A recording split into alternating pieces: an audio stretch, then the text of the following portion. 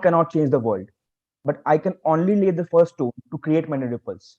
With this quote in our hearts, I, Shakal Lamitra, on behalf of the AI division of VIT Bhopal, would like to extend a warm and gracious good afternoon to all present today at the webinar on fuzzy clustering and its collaborative fuzzy clustering and its applications.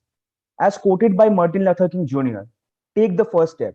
You don't need to see the entire staircase. Just take the first step. So, stepping on the first stone, hoping to learn a lot from this insightful webinar, I would like to request our AI division head, Mr. S. Swandarajan, to address the gathering. Good afternoon, Honorable Present here. So I welcome Mukesh Prasad, sir, actually School of Computer Science Center for AI, Faculty Engineering and IT, University of Technology, Sydney, Australia. So given acceptance for this particular webinar, so given the topic collaborative fuzzy clustering and its application to our VIT Bhopal students and faculty. So I welcome you, sir, for given a wonderful webinar for next 1.5 hours. And I welcome Dr. S. Pungundran, Dean SESC, and I welcome Dr. Nilamada Mishra, so this coordinator of this webinar, and other faculty members and students. Welcome you for once again for this webinar here. So now AI is a buzzword for all industry. So everybody wants to learn artificial intelligence applications for applying everywhere the solutions, and then industry migrations and software migrations is most important. So most of the students nowadays, it is required to learn this kind of technology for trending in machine learning and deep learning and neural networks. So it will be giving a lot of hope to getting more jobs opportunities in the future. So I thank Mukesh Prasad sir for a wonderful opportunity given for this kind of webinar for all the students in the AI division. So I thank you, sir, and I'll thank Nilamada Mishra for arranging for this workshop. So thank you for all for this. All of you, I hope enjoying for this webinar. Thank you. Thank you very much, sir. I would now like to invite our Dean SCSC, Dr. S. Poonputran, sir, to share a few words.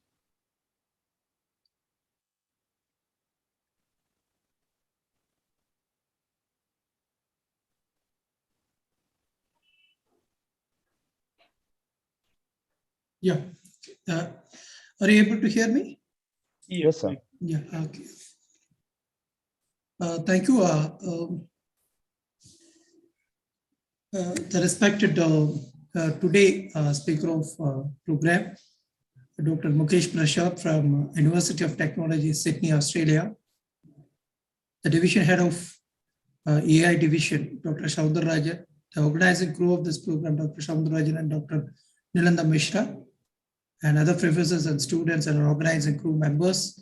Very warm good afternoon to every one of you. I'm very delighted to be here and take part of this today workshop on collaborative fuzzy clustering and its application.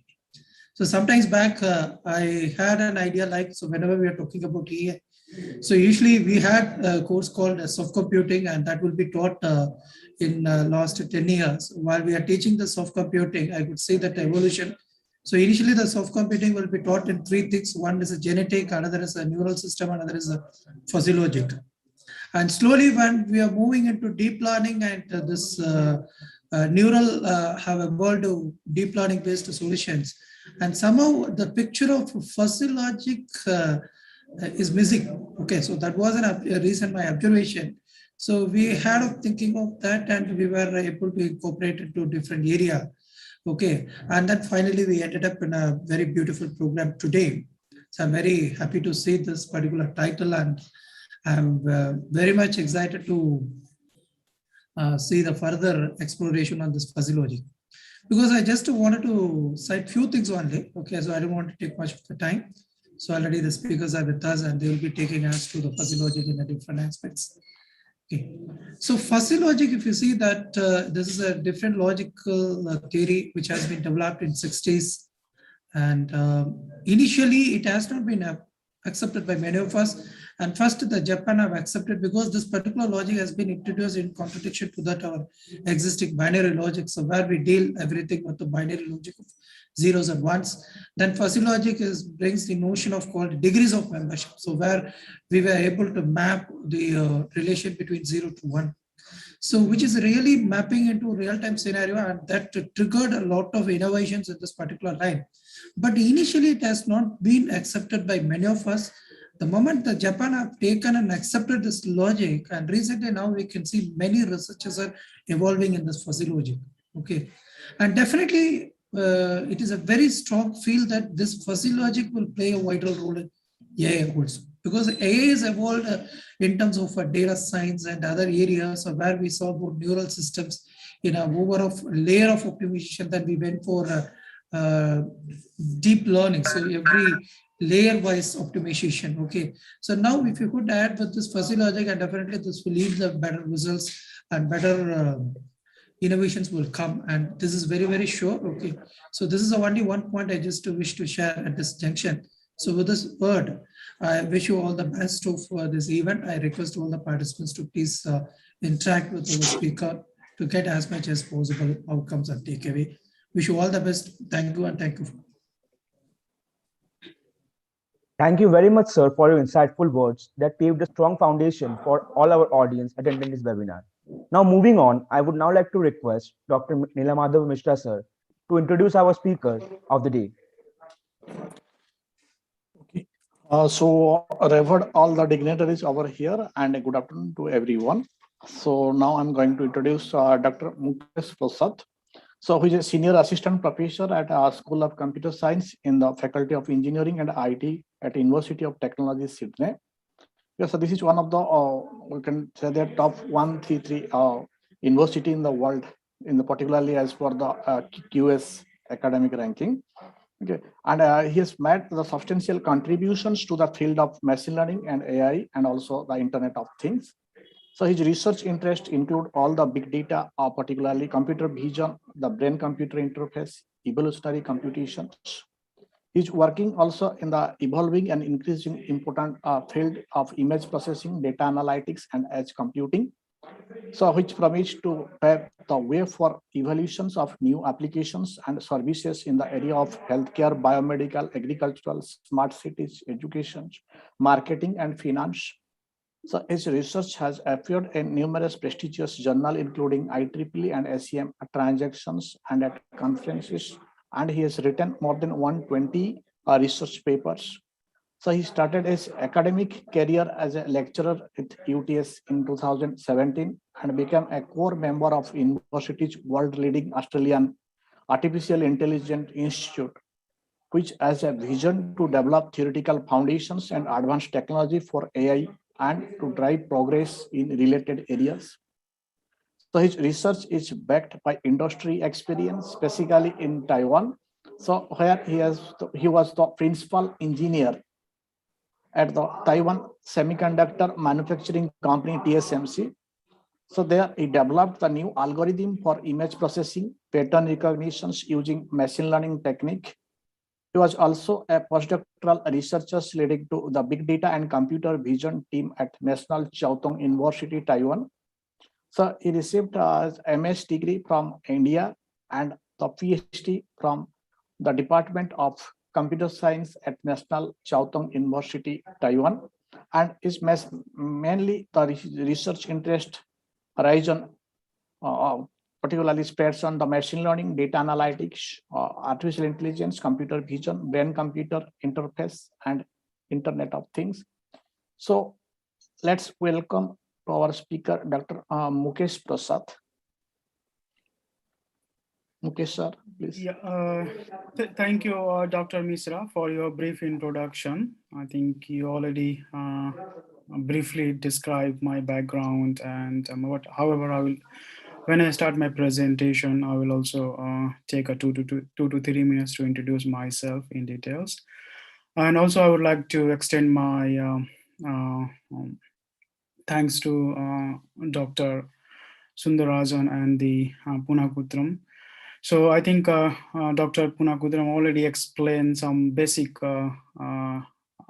things behind the fuzzy logic. So fuzzy logic is not new, and so it's been introduced back in 19th, but initially, as Dr. mentioned, initially it was not accepted, but when the Japan they accepted, particularly in the application in the control area. So, but now you can see fuzzy logic has been applied everywhere, not only in the control area, but into the civil engineering, electrical engineering, and in agriculture, biomedical, and so on.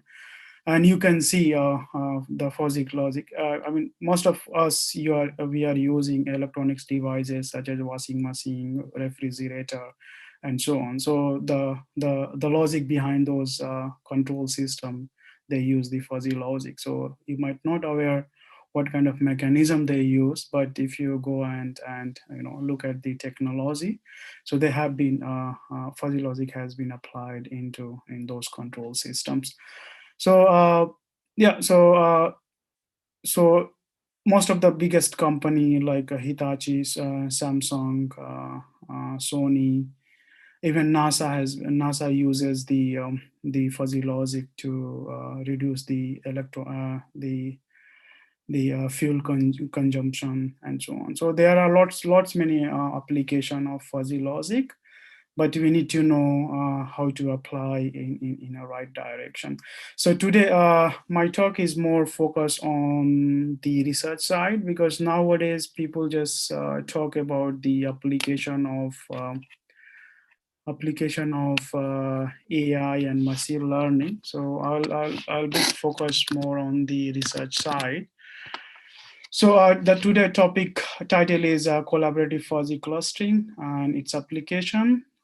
So these are the outline for today's topic. I will go through some motivation behind this research topic, then give a brief introduction about the fuzzy C-mean clustering, and then I talk about the collaborative fuzzy clustering, and then pre-process collaborative fuzzy clustering. And then I will talk how we can use collaborative fuzzy clustering combined with the neural network, especially for the neural fuzzy inference system. And then I will also discuss how we can apply the collaborative fuzzy clustering with the two main important and the mostly used inference system, that's Mamdani and Takaji Sukono Khan type models. And then I'll go through a couple of the experimental results, and then I conclude my session. Yeah, so before I'm going to start my presentation, I would like to introduce myself. So my name is Mukesh Prasad, and I'm born and brought up in India, is part of India, that's Bihar, where I finished my basic education till my undergraduate in my village. Then I cracked the entrance exam of JNU, that's Jawaharlal Nehru University, for the MCA degree, that Master of Computer Application. And after studying my Master of Computer Application, I completed that degree in 2019. Then I worked as a software engineer for 1 year in Delhi itself. Then recession hit, and then I thought, let's go for higher study. And then I applied for a couple of scholarship, and then I got a scholarship for the Taiwan. So I think during that time, Taiwan was even not known to many people. When you talk about the Taiwan, usually people, they say Taliban or Thailand. So that was a different scenario. But I think, but most of us, we are using the electronics device, and the chip inside that those electronic devices are basically made in Taiwan. And also if you are aware, Taiwan has a very big electronics hub, and the Asus and Acer are from Taiwan itself. And so, and the world biggest semiconductor manufacturing company is in Taiwan itself. So that produces and supply the semiconductor, the chip around the world. Okay, so then I went to Taiwan to do my PhD in Department of Computer Science in 2010, and I completed my PhD in 2015. And during my PhD, I met with Dr. Nilam Dam. And yeah, so we just met, I think, 1 or 2 times, just for a couple of hours, and we had discussion. And since then, I think we are in touch and we know each other. So after I finished my PhD, I joined the Taiwan Manufacturing Company, Semiconductor Manufacturing Company, in 2015 as a principal engineer, and I worked there for one year, and then I got offer for the academia to join University of Technology Sydney in 2017, and since then I'm in academic, working in the area of machine learning, AI, and big data. Basically, I work with the algorithm side. So we develop a new algorithm, and then we apply this algorithm to many different areas such as healthcare, marketing, finance, education, agriculture, image processing, and so on. Yeah, so that's a very brief introduction. Now let's jump to the topic. Okay, so the motivation behind this research topic, I think most of nowadays, most of the organization, they want to improve their, let's say, mm, their sale. So they want to collaborate with the other company to know more about the customer. So if they can know more about the customer, so accordingly they can tweak their product and they can sell to the customers.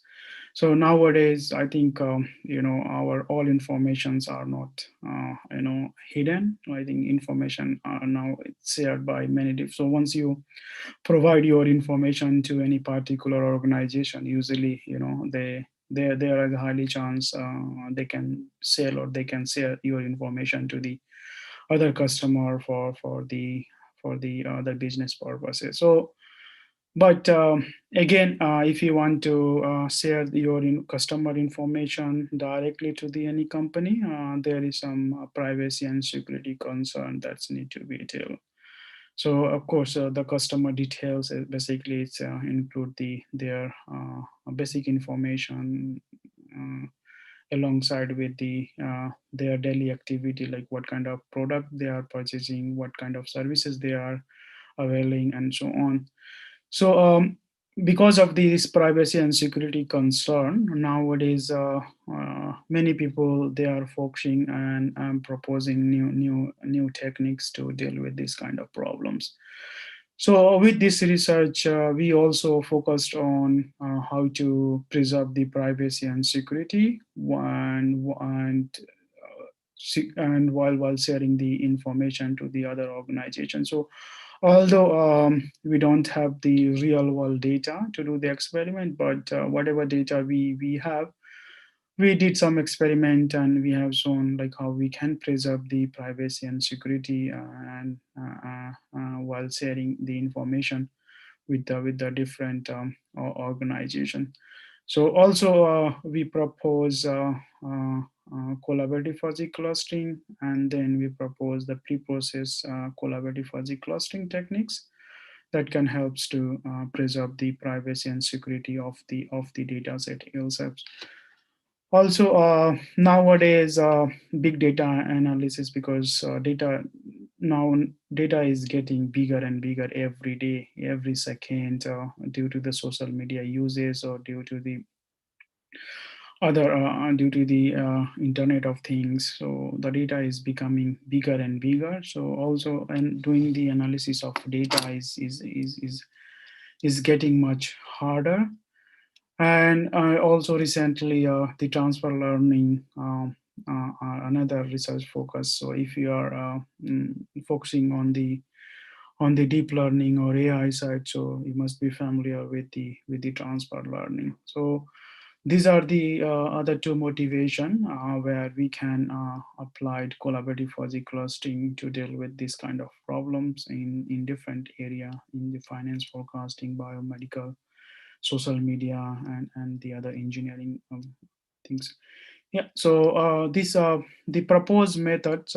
It's focused to deal with the problem with in terms of the volume. So because as I said, the volume of data is increasing every second, every minute, every hour. So day by day the volume is increasing, and handling this kind of data is again a problem. So we are going to talk how we can just use the small portion of data that can help us to solve, that can help us to give some comparative result.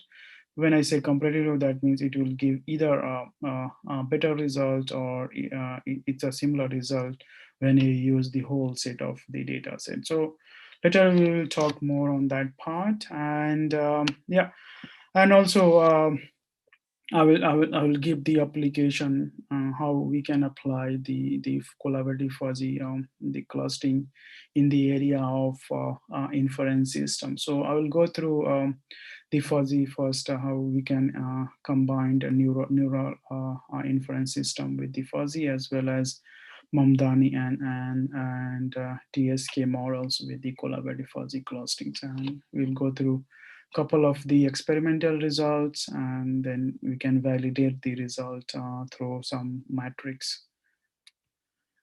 Yeah, so if you have taken the soft computing or any machine learning, the fundamental course, you must be aware about the fuzzy C-mean clustering. So in basically in machine learning, so there machine learning, there are two kind of learning mechanism. One is called supervised machine learning, and second one is called unsupervised machine learning techniques. So I will not go in details about what is a supervised machine learning and supervised machine learning, but I will give a very brief idea. So a supervised machine learning, basically when we have the input data and the corresponding output, that how you can apply it based on the training and the testing and validation set. So unsupervised learning, you don't have any output, you just have the input, and using the input, you need to look for some kind of knowledge, some kind of relation among the data set itself.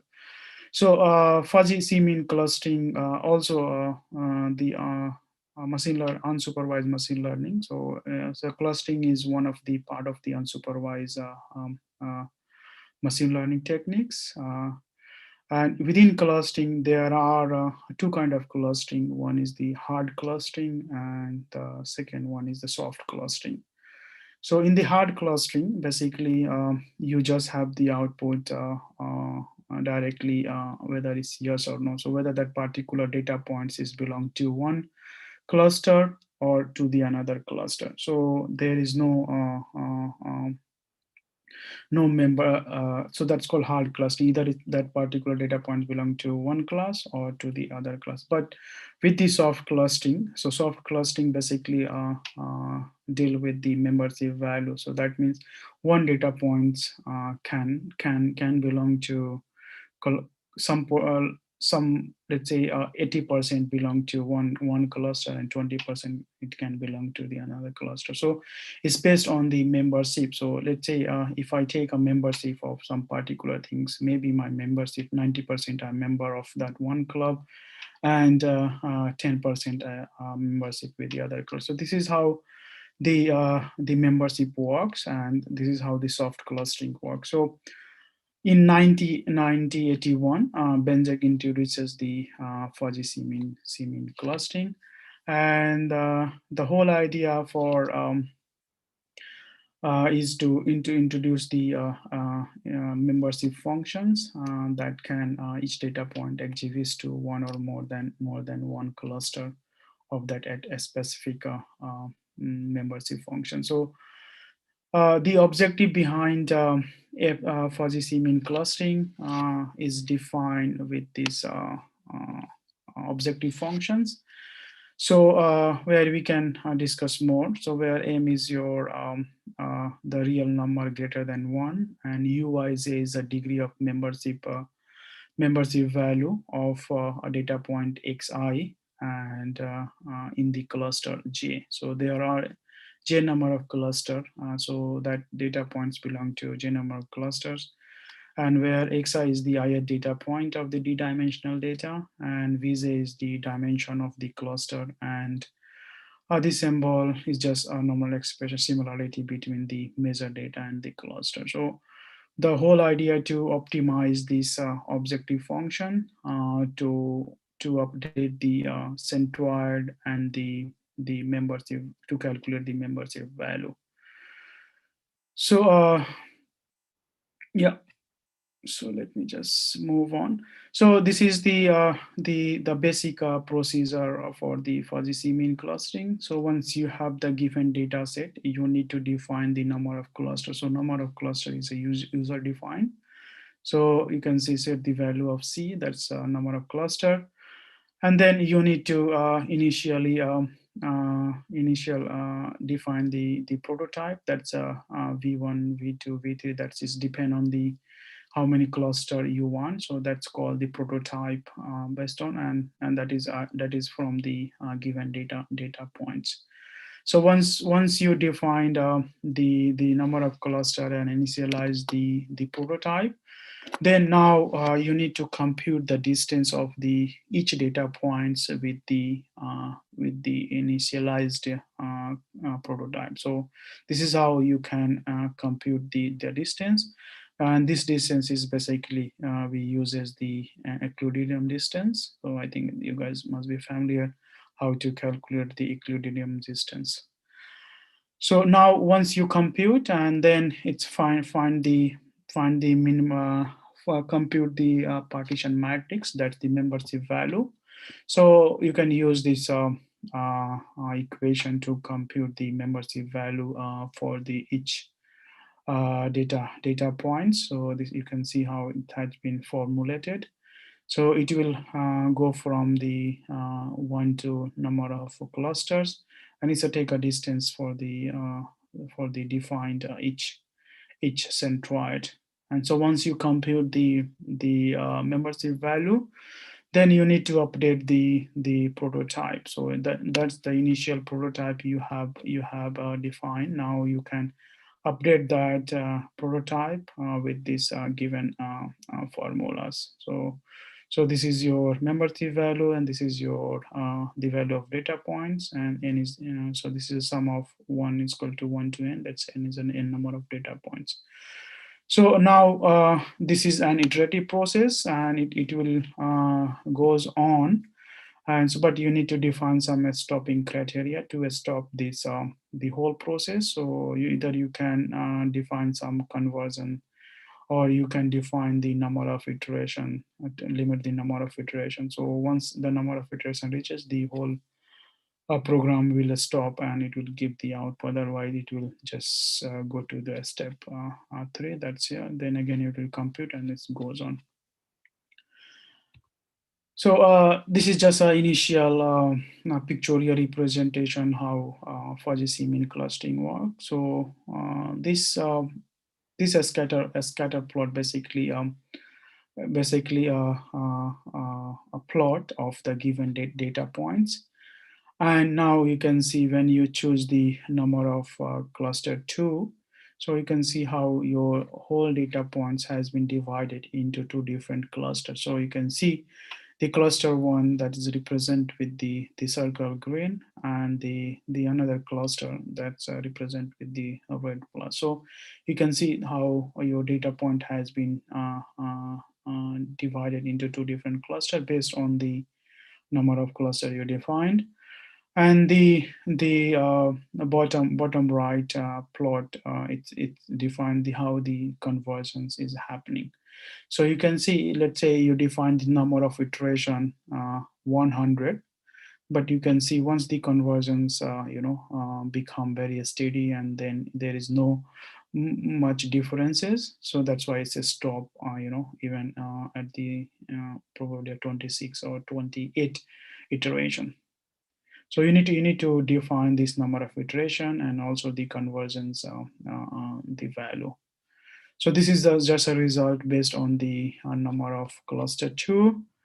Then similarly, you can see this diagram represent how when you change the number of cluster from 2 to 3 and 2 to 4, this is how the clusters look like. So when you define the number of clusters 3, you can see the whole data set is divided into 3 different clusters.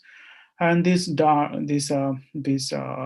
big circle, the black, is represent the centroid of that clusters. And again, this star is centroid of this cluster, and this plus sign is the centroid of this cluster. And this is again, this is an iteration. You can see the convergence rate. So you can see when you choose the number of clusters 3, now the whole program run till around 55 iterations. So that's a convergence. And similarly for when you choose the number of cluster 4, so you can see this is how the fuzzy C-mean clusterings give you 3 different clusters based on defined number of clusters. And again, this is the bottom right plot is to represent the iteration or the convergence of the whole program. So this is just a basic description of the fuzzy C-mean clustering and the output. Now I'll talk a bit of the collaborative fuzzy C-mean clustering. So the fuzzy C-mean clustering is only suitable to handle one set of data set at one time. And so collaborative fuzzy clustering concern a process of revealing the structure becoming more common and similar to the number of subset of the data set. So now now the whole idea behind the collaborative fuzzy C-mean clustering. So let's say you have two different data sets. Let's say two organizations have a data set of a particular customer, and they collected the information and they would like to share. So what they can do, they can locally do the clustering. So once you clustering, as you know, when you do the clustering, so it will give you just a membership value, and in terms of the membership value and the centroid. So once you have the membership value and the centroid, that doesn't contain the actual information of the data set. So now once you perform the clustering locally on individual data sets, now you can collaborate globally by exchanging the information about their findings. So once you perform the fuzzy C-mean clustering locally, and now you can share the information in terms of the membership value and the prototype. So that's how you can preserve basically privacy and data confidentiality. And it's also solve the security issue as well, because you are not going to share the original information of the data. So the data set you are going to share is in terms of the membership value and the prototype. Now, once you share those information to the other client or other service provider, now those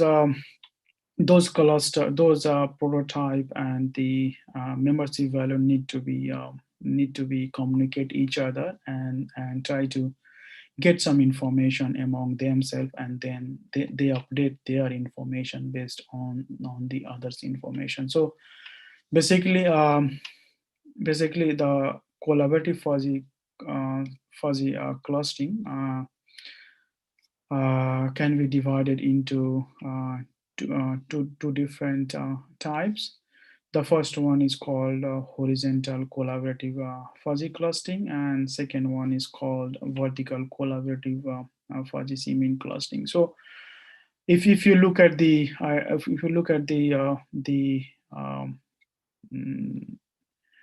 the data set carefully. So let's say you have two different data sets. So basically data set contains two kind of information. One is a number of columns and number of rows. So number of columns is your the features of that particular data set, and number of rows is called the samples or the value of that data set. So sometime what happened, maybe one organization collecting a data into different format and other organization collecting in data in different format. So if you collect the data into different format, it would be hard to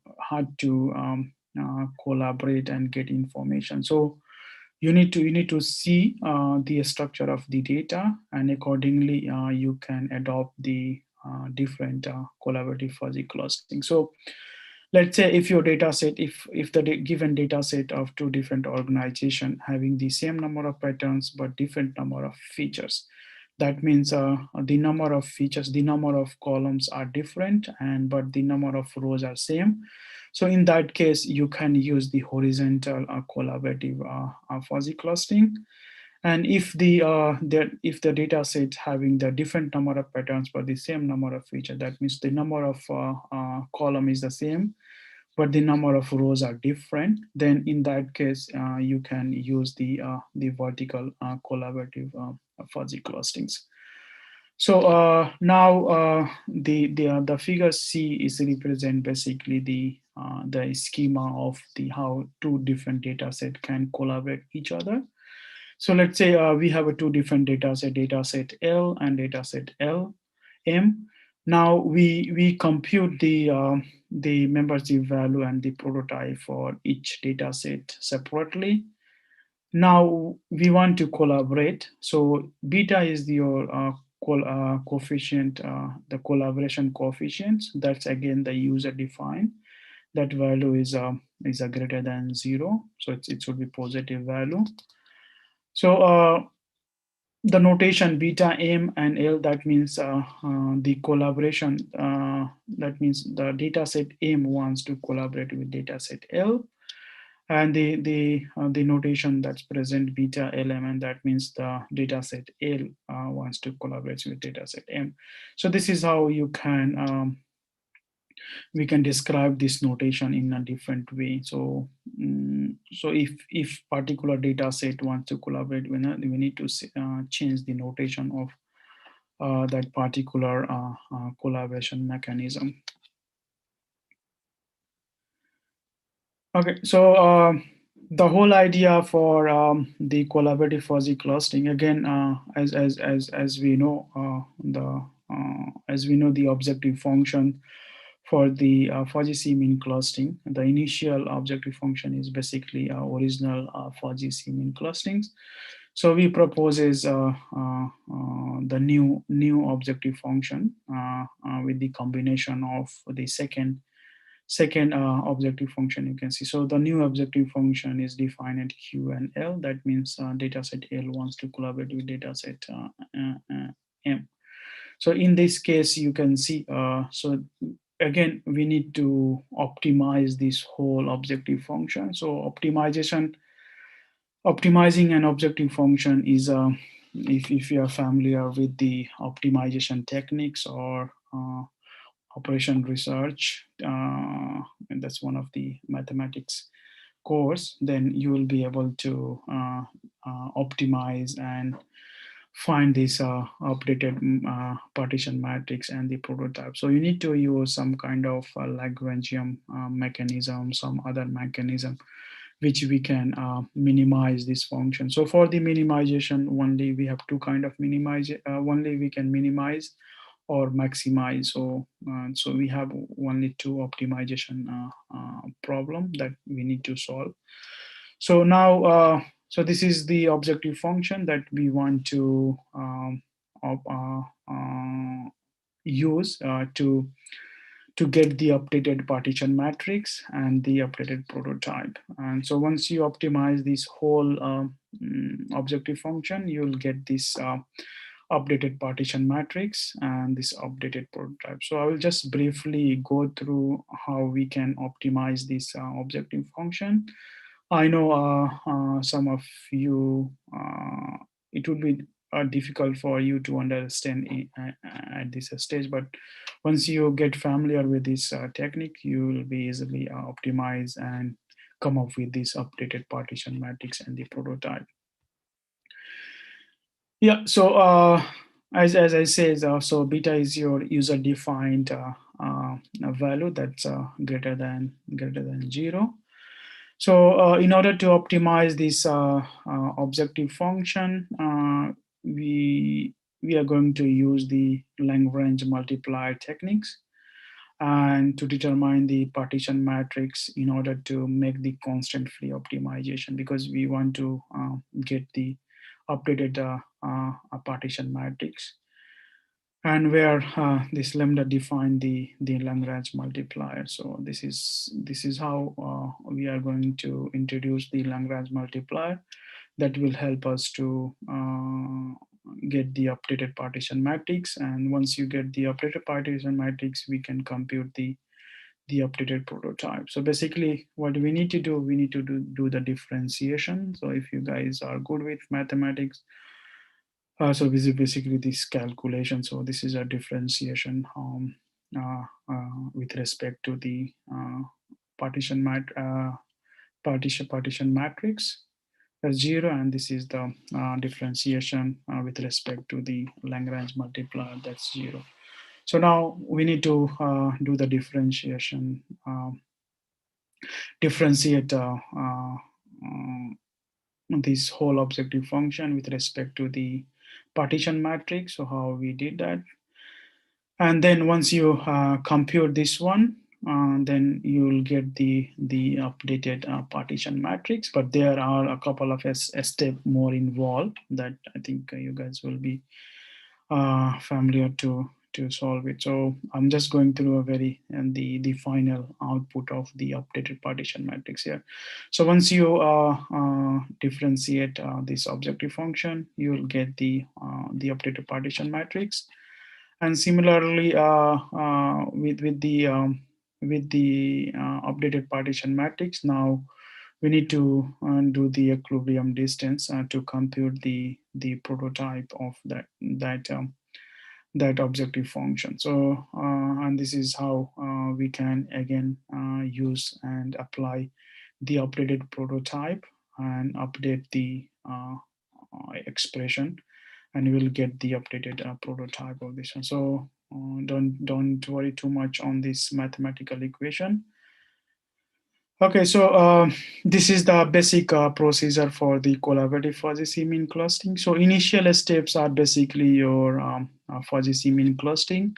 So we propose one more step that's called a step phase 2, where you need to do the collaboration. So once you get the updated partition matrix and prototype, now you need to define the collaborative coefficients, and then update your prototype and partition matrix of your own data set based on your the other data set, and then you run this whole process till the termination condition has finished. So okay, so you can see this is how the collaborative fuzzy clustering looks like. So this is your attribute 1, that is a data set 1 and data set 2. So this is your initial clusterings when you perform the fuzzy C-mean clustering. So how the clusterings look like for data set 1 and data set 2. Now let's see when these two the data set collaborate to each other through the fuzzy C-mean clustering using the collaborative fuzzy clustering mechanism. So we can see there is a changes in their structure, initial structure. So we use beta is equal to 0.5. So that's a collaborative coefficient value. And so you can see after the collaboration, so when the data set 1 collaborate with data set 2, there is some changes in the structure. So you can see the dark dotted line is the updated clusters after the collaboration. So initially you can see these two data points where belong to this cluster, but after collaboration, now it's merged with this cluster, so another cluster. So, and you can see also there is a structural changes in the cluster data set 2 as well.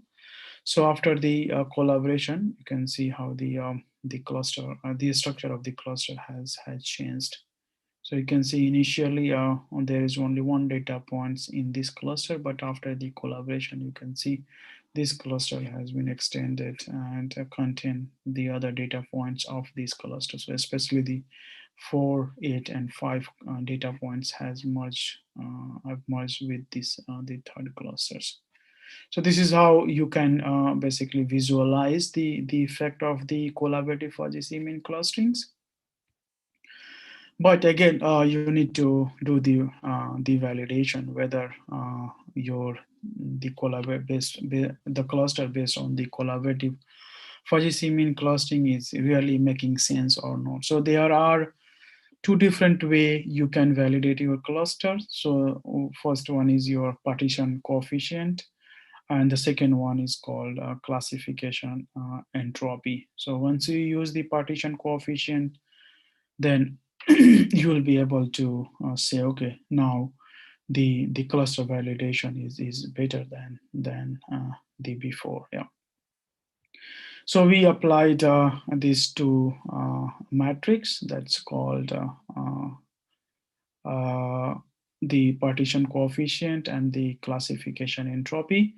So you can see these are the initial partition coefficient and the classification entropy of the data set 1, and this is the initial value for the data set 2, that is value before collaboration. So this result is based on basically collaboration coefficient 0.2.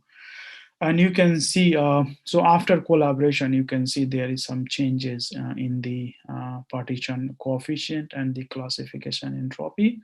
So you can see after collaboration, the partition coefficient value has been increased.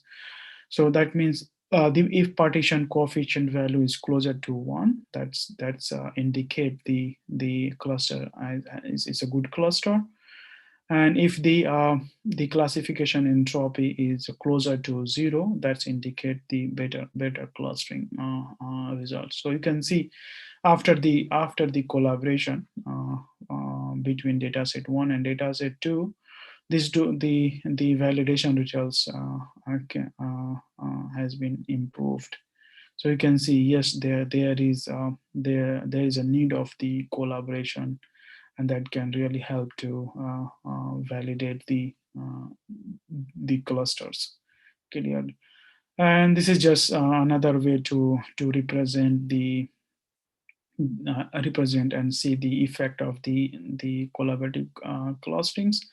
So you can say this is your initial partition matrix of dataset 1, and you can see how the value has been changed from this to this value after the collaboration. So you can see, okay, yeah, there are some changes in the partition matrix as well.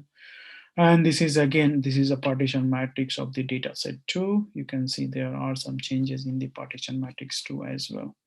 Similarly, you can visualize the changes in the prototype. So you can see there are 3 different clusters, and these are the value of the prototype before clustering, before collaboration, and this is after collab. So you can see there is a shift in the centroid as well after collaboration. So this is just a way to visualize some values which can use and present.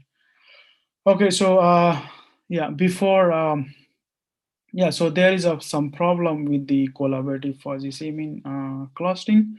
Further, we propose pre-process techniques to solve this issue. So the fuzzy C-mean the fuzzy C-mean clustering works in a very random manner. So every time when you initialize the clusters, you can see see the different segments of the cluster. So maybe initially you have cluster 1, 2, 3, but when you do the second round, then you will have the cluster 2, 1, 3, right? So there is no such order of the clustering. So when you do collaborate, so there are a highly chance, so one particular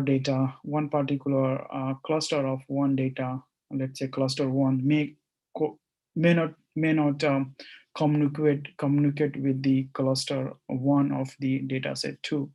So to deal with this problem, we propose pre-process techniques that help us to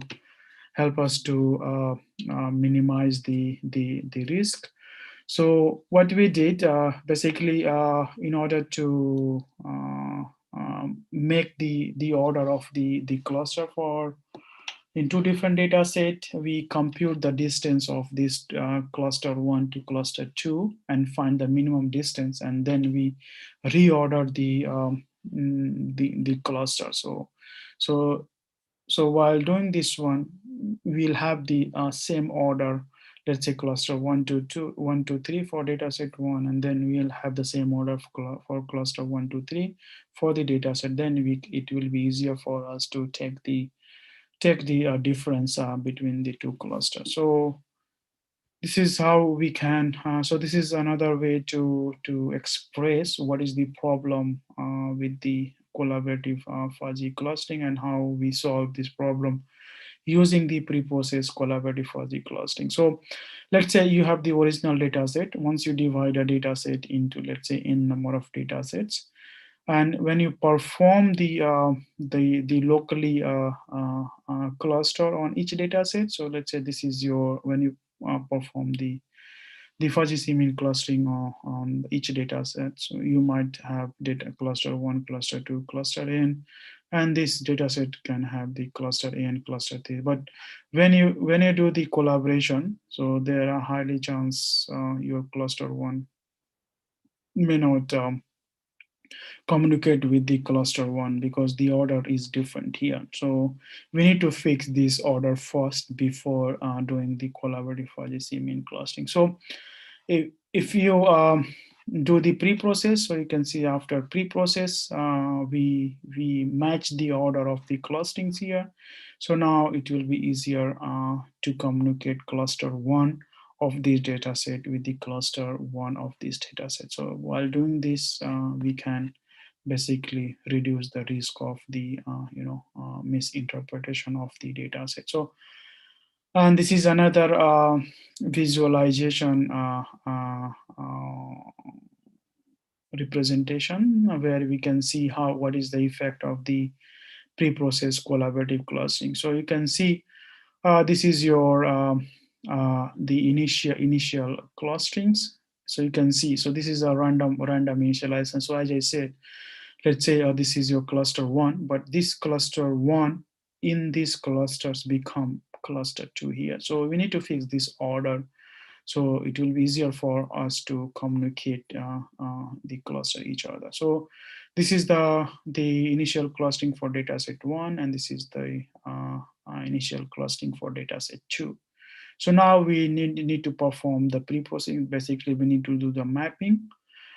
So once you map, so you can see after mapping, we can reorder the cluster of the dataset 1. So after mapping, you can see now we reordered the clusters. So now it will be easier. So you can say if this is a cluster 1, so you can see the similar things. We can have the cluster 1 in the data set. So now we can easy to communicate and take a difference between the cluster 1 of dataset 1 and cluster 1 of the dataset 2. So basically pre-process helps to reorder the clusters. Okay, but again we need to validate how we can prove, okay, this proposed mechanism is going to work or not. So as you remember, so basically we added another steps in this the collaborative fuzzy clustering. So in this phase, so phase 1 and phase 3 is remain the same, but we incorporated the another phase, which basically compute the minimum distance of the prototype, the centroid here, and we find, and then we reorder the whole clusters. And then, yeah, so we do the, again, iterative process, and yeah, wait for the execution of the program. Again, how to prove this pre-process is going to work or not. So we use a degree of approximation that's help us to kind of do evaluate the proposed methods. So we need to compute the difference between the prototype of the dataset 1 and dataset 2. So the smaller the value of theta is the more similarity between the membership value of dataset L and the dataset M. Yeah, so here we can see these are the results. So the beta is your collaborative coefficient. So use a different collaborative coefficient to do some experiment. And this is your original value for the collaborative coefficient. And this is your pre-process one. So you can see this value is more smaller than these two value. That means the degree of approximation is better. So that means the reordering is going to help us to find the better clustering approach. Similarly, so these are the two different data set we use. So this is the result based on the ARIS data. ARIS data is a very famous data set if you are working with the machine learning technique. So this is a very easy data set to understand the whole process.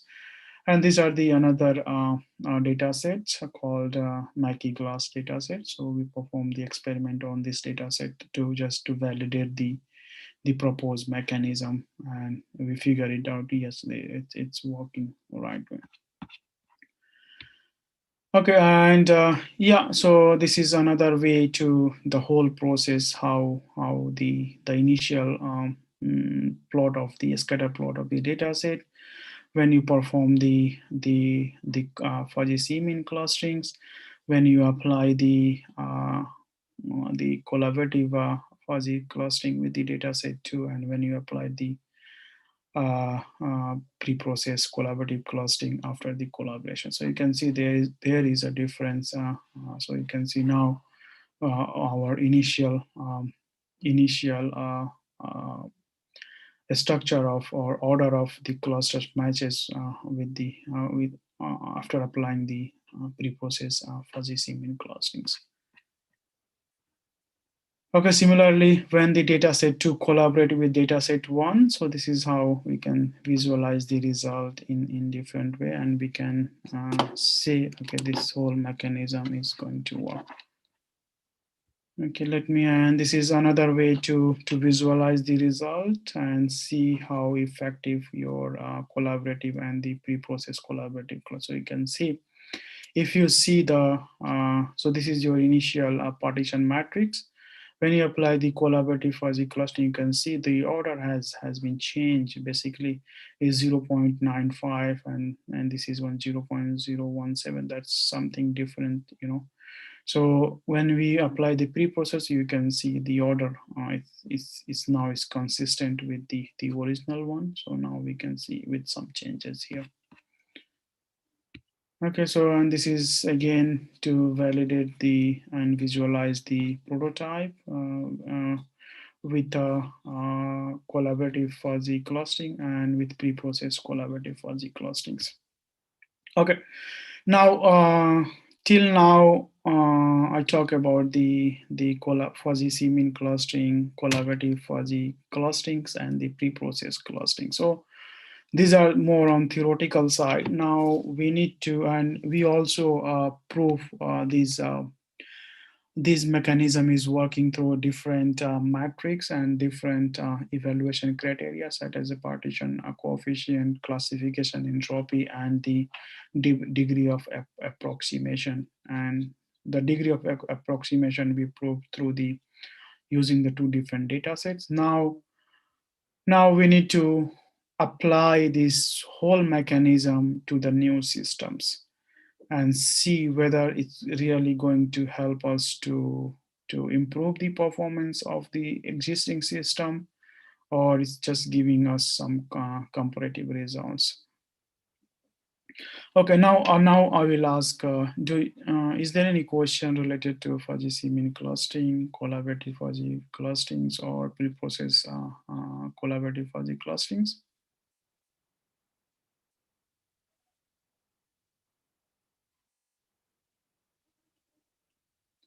I know this is more on, more on research side than it can be, but it's good if you guys can explore this topic or you can directly apply this whole technique into any application area that's possible. So you don't need to go through the whole things. You just use this whole mechanism and apply to, because there are not many people working in this area. So there are great opportunities. So even if you are working with the deep learning, you can apply fuzzy deep learning or collaborative fuzzy deep learning. You are working with any machine learning technique, you can apply this one there as well. So if you're working neural network, you can apply fuzzy collaborative neural network. If you're working with the SBM, you can apply fuzzy SBM. So you can apply anywhere, but you need to know how to apply that the right process. Is there any question till now?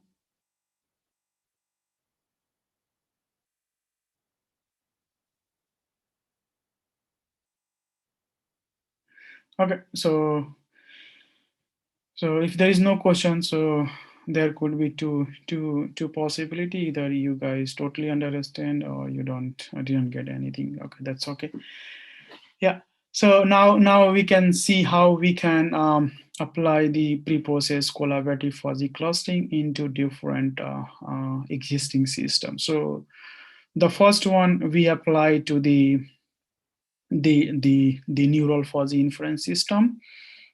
So we replace the whole fuzzy mechanism with the pre-processed collaborative fuzzy clustering. So this is the overall structure. So the left hand side is your fuzzy neural inference network, and the right side what we proposed with the pre-processed collaborative fuzzy clustering. So you can see basically this is your neural network. So it's a rule-based mechanism. So here inference system, we need to generate the rules and the membership value, and then it's work. So how it's work? So basically layer one is your the input layer. Layer two is your membership layers. Layer three is a rule layer where define the rules. So once you define the rule, now in the layer 4 you optimize the layers, and then you have the output. So in the basic neural network, you have the input, then you have the hidden layers, and each hidden layers there is a number of neurons, and then each neurons you can update those neurons through using, there are many mechanisms to update. And after that you have the output layer where you have the input, and then you have some mechanism, feed forward or feed backward mechanism to update the value of the each neuron in the hidden. So I'll not go into details about the layer by layer, but this is the whole mechanism of the fuzzy inference network, and how we apply the pre-processed collaborative. So once you have the given data sets, what we did, we apply the so first thing we did, we divide the data set into two parts. So let's say you have a data set of 100 sample, and we divide data set into 50 number of sample and 50 number of samples. So now you have the two data sets, and we use this pre-process collaborative fuzzy clustering mechanism to let them collaborate each other, right? And then update one of the partition matrix and prototype of the one data set. And we just use the one data set instead of using your whole data set, where the whole data set contain 100 sample. We just use the updated 50 samples to train the whole architecture of the proposed model. So you can see there are benefit of using pre-processed collaborative fuzzy clustering. So instead of using the whole data set, you can just use the half of the data set, and you can train your models, and that model will be able to give the very comparative results. So while doing that, so you are reducing the computational time as well. So let's say your the original program with the whole data set is taking n number of times, but if you apply the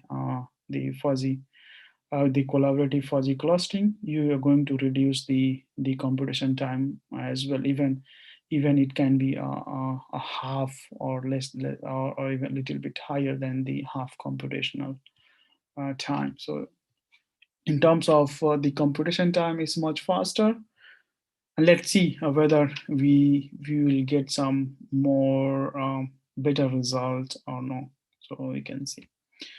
Yeah, so this is the overall structure of the neural fuzzy inference system. So as I explained, the layer 1 is your input layer.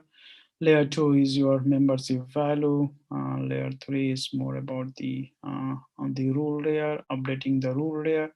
And then finally, layer 5 is your output value. So you have the input and output, and then input, and then you have the output. So these are the internal layers which do the some task for you.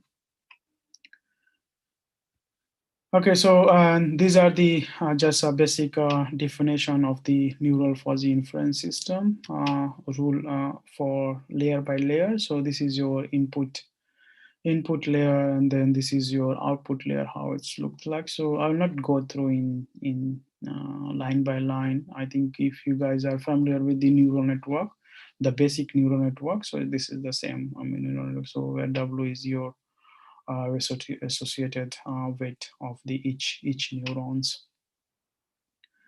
And this is just a definition of layer by layer. So layer 1, there is no computation involved because this is just your input data. Layer 2, you calculate the Gaussian membership value for each data points.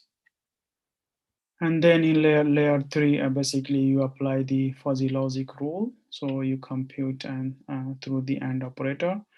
And then layer 4, you normalize those and firing strengths and compute the number of rules and so on. Yeah. And layer 5, basically it's your defuzzifying the whatever you apply the fuzzification in layer 3, you need to defuzzify so you can get the output. Otherwise, the output will be different than the. Now, so in terms of the experimental result, we use the evaluation matrix that called root mean square error to see how your how the proposed method is going to work here. Okay. So we did a couple of experiment on the different data sets. So the first problem, this is the all problem of the prediction and the control related problem. So the first one, the data set we generated, that's called identification problem 1. So these are the equation which we use to generate the time series data set. And now what we did, so we generated a data set of 200 data set for training and 200 data set for the testing. And out of 200 data set for the training, we divided the data set into two different segments, data set 1 and data set 2, which contains just 100 patterns of each. And we use the learning rate 0.2, number of iteration 500, collaboration coefficient 0.5, and the total, we run this whole program for 30 independent run, and we presented the average value of this study run. So we can see, so once you divide your data set 1 and data set 2, now you perform the pre-process collaborative clustering, and then just use the only one data set to do the training. And that based on this training, you can see, and we compare the proposed, so the last row represent the proposed mechanism. So you can see in terms of the number of rules, so number of rules is very comparative. So you can see some of other proposed mechanism also uses the 4 number of rules, and this proposed mechanism also. But in terms of the training root mean square and testing root mean square, you can see the value is much lower than the previous proposed mechanism. So another thing you need to be identify here is that so this result, the training result, is just based on the half of the data set. So, and these results, the other results are based on the whole data set. So you can see, even though you are using the half of the data set to train your model, your training RMS is lower than the others. And also you can see the performance in terms of the testing of the data set, you have the better performance. So you can see this proposed method is effective in terms of solving this identification problem 1. Similarly, so this is just an visualization representation to visualize the results. So this is the desired, the blue is the desired, and the dotted red is the predicted. So you can see the predicted are, it's very close to the desired result. So this is almost equal. So that's why the root mean square error is very small. And this is your the error during the training.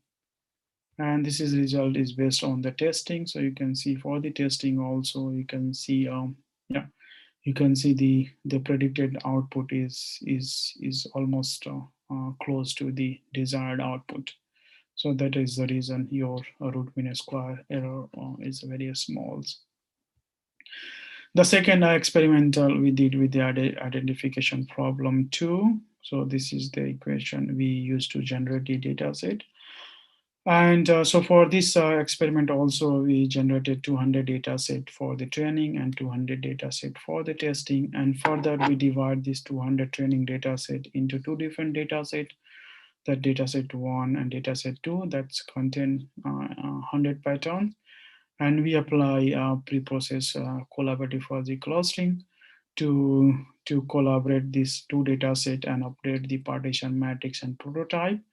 And we just use the only one data set, the update with the updated partition matrix and prototype, to train the whole models. So we use a 0.2 learning rate and 300 iteration and collaboration coefficient 0.5. And based on this experiment also, you can see the proposed mechanism. Even in terms of the number of rules, we have the lower number of rules. And so when you have the number of rules, that's represent how fast. So your whole computation is much faster than the others. And you can see in terms of the testing RMSE, you can see the testing RMSE is lower than the previous proposed mechanism. And this again, this is represent the desired and predicted outcome during the testing and the error. And the third experiment we did on the Mackie glass, again, we use 1000 for training and 1000 for testing, and divide the data set into two segments with the 500 for each data set and Further, we compare the result with the other different mechanisms. In this case, also we can see the proposed mechanism use the lower number of rules and give the better RMSE value in both training and testing. And this is just a training and testing. I think I just have 10 to 15 minutes more. And similarly, so I'll just give you how you can apply the pre-process collaborative fuzzy clustering into different application. So further, we applied pre-process collaborative clustering for the well-known Mamdani and TSK type of fuzzy inference system. So how we replace, so basically the below structure, the overall diagram of the fuzzy inference system. And then we, before using, so what we did, again, we used the dataset divide into two segments. We applied pre-process clustering, and we provided the updated prototype and the granules that the granule value to the knowledge base system, and then we execute the whole programs. So based on that program also, so this is how the fuzzy inference systems works. I'll not go into details. We don't have a limited time. So this is the whole mechanism, how we apply the pre-process fuzzy CMIN clustering with the TSK and Mamdani one. So we divide the dataset one to apply FCM separately, and then we apply pre-process collaborative fuzzy clustering. Then we update the prototype and partition matrix, and we use that updated partition and prototype to the Mamdani and TSK, and then finally you use the output. And these are just a result based on the identification problem one, and how when the dataset one collaborated with dataset two, and this is when the dataset two collaborated with dataset one. Okay, and this is the result we got. So in this case also we can see this is the original fuzzy based fuzzy inference system, and this is our proposed mechanism. So you can see both in terms of the training RMSE and testing RMSE, the proposed methods having the better performance compared to the original Mamdani and Mamdani type fuzzy inference systems. And this is also another when the dataset 2 collaborate with dataset 1. And this is based on the TSK type. And this is just a result. So we compared the original result with the proposed one. So you can see for different value of collaborative coefficient, we can see the proposed methods performing better in terms of training RMSE and testing RMSE when dataset 1 collaborated with dataset 2 and dataset 2 collaborated with dataset 1. So this is just again the desired and predicted outcome. Yeah, so I think so in conclusion, I think yeah, so overall, we can see here what we did. So we propose collaborative fuzzy clustering and the pre-process collaborative clustering that can help us to guide during the collaboration phase to order to provide the correct order of the clusters. And also we discuss, we proposes a novel fuzzy rule transfer mechanism for self-constructing neuro fuzzy inference system. Again, we apply this one with the different fuzzy inference system, basically Mamdani and TSK. And yeah, so the future work can be, so because as you know, the collaborative coefficient is a user defined. So we don't know what value of the collaborative coefficient is going to work and give the best result. So again, we can use the the optimization techniques such as the particle swarm optimization, differential evolution, or gradient descent to optimize that collaborative coefficient that can give you the exact value which is suitable for the given task. Now I will open for the question. So thank you for attention. I know this is a little bit yeah.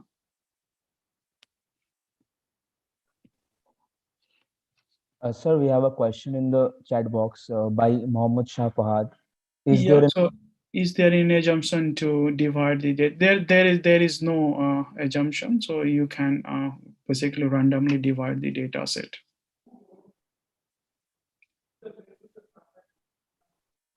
So when I say, let's say you have 100 sample, so you can randomly choose 50 sample for one data set and 50 sample for the another data set. So why we need to divide this data set? Because I don't have I don't have two organizations that can provide me the data set. So what we consider, okay, let's say this data set is the original data set. When we divide, we consider one data set belong to one organization and the second data set belong to other organization. So just to prove the mechanism is going to work. But in the real world also, I think you're going to have the same thing. So let's say a hospital, right? So let's say when the hospital do kind of a specific operation on particular disease, so they basically have a very similar data set into two different or three different hospitals. So while sharing their information, they can collaborate, right, using the collaborative mechanism. As we can see, they can't share the original information, so they can apply the fuzzy seaming clustering locally, and with the collaborative mechanism, they can collaborate each other to share the information, and then they can accordingly update their information and use the whole process, to train their model.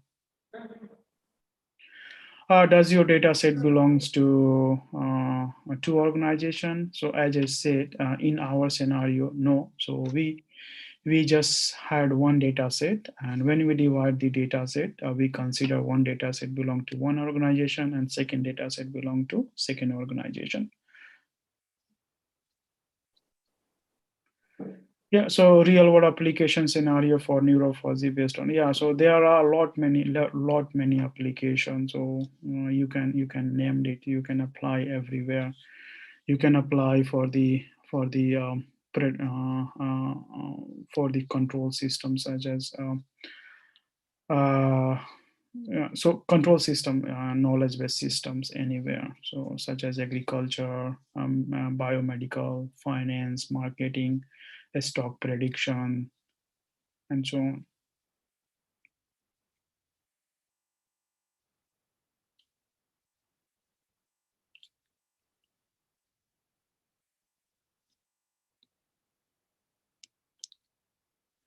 Yeah, so neural fuzzy application can be, as I said, you can apply in the civil engineering. You can apply in civil engineering for the construction site, predicting the something happen, earthquake, so kind of control system, right? So in the in the area of the public health, in the area of mechanical engineering, in the area of electrical engineering. So there are a lot many application of the neural fuzzy.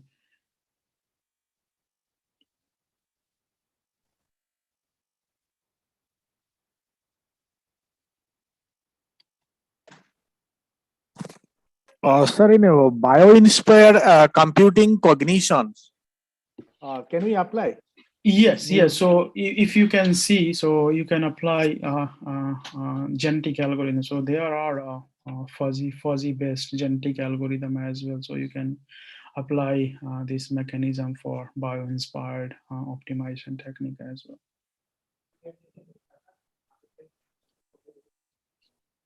Yeah. So yes, in neural network. So it's not exactly neural network. So this is the fuzzy. So whenever fuzzy comes, a fuzzy inference system, yes, you need to do the defuzzification. Otherwise, you can't get the desired output. So you need to apply the defuzzification.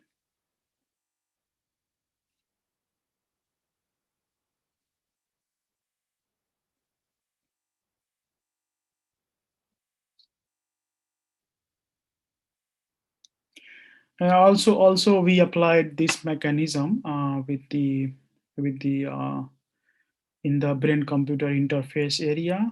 So we collected a data set for the autonomous driving car. So we did the simulation with the driving.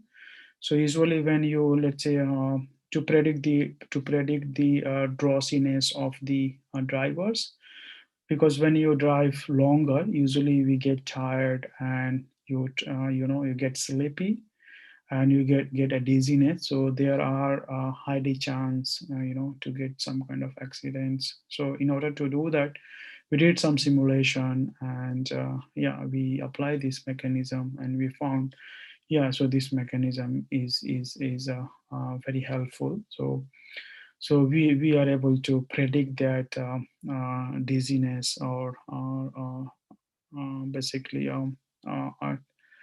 we can predict before, I think, around 10 seconds earlier. So that signals give you, okay, you are going to in the in kind of sleeping mode.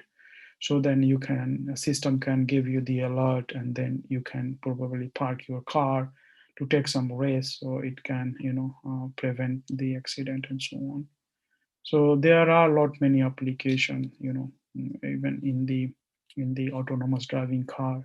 This application can be useful, especially in the transfer. I think in the autonomous car, transfer learning is a very key topics to work on, and deep learning. Yeah.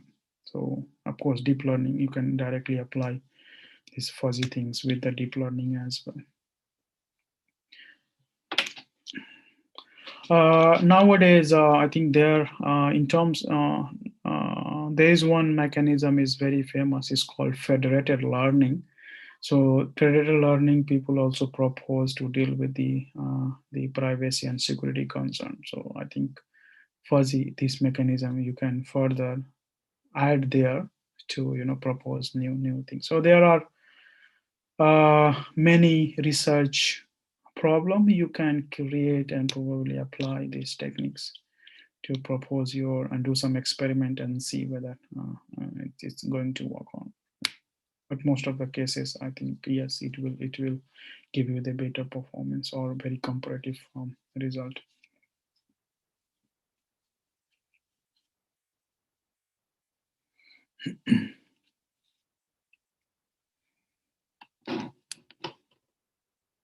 Yeah. Is there any other question? No, sir. I think there are no other questions as of now. Yeah, so if there is no question, then I would like to thank you all for your attention and listening. Me hope you guys enjoyed or going to take something from here to apply into your research. So especially for if there are some faculty who are interested in research, and if you need help, I'm happy to discuss further. And so I think you must having my email address. So if you have anything you want to discuss, I'm happy to discuss further. And also with the student, if you are interested doing some research in the area of neural network, AI, machine learning, data analytics, I'm happy to provide some guidance.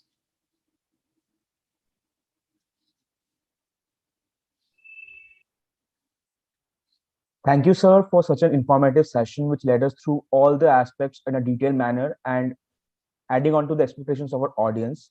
It was really detailed explanation of the entire topic, and you explained us really well. Thank you for that, sir. Now, before concluding the session, I would like to give the vote of thanks. First of all, I would like to thank the VIT management for organizing this wonderful event for the students. I would like to thank our esteemed speaker for today's session, Dr. Mukesh Prasad, sir. We are really grateful to you, sir, because you took your time out of your busy schedule and took this amazing workshop. I would now like to thank our Dean SCAC, Dr. S. Poonkuntran, sir, AI Division Head, Dr. Soundarajan, sir, the Faculty Coordinator, Dr. Nilamadhava Mishra, sir, and all other faculty members and our esteemed audience for gracing the presence and making this workshop a success. Last but not the least, I would like to thank all our student participants who have registered for the event and have turned up for learning something new. So I would like to conclude our session on a positive note, and we have learned a lot. This is your host for the webinar signing off. Until we meet for the next year, have a nice day, everyone. Thank you, everyone.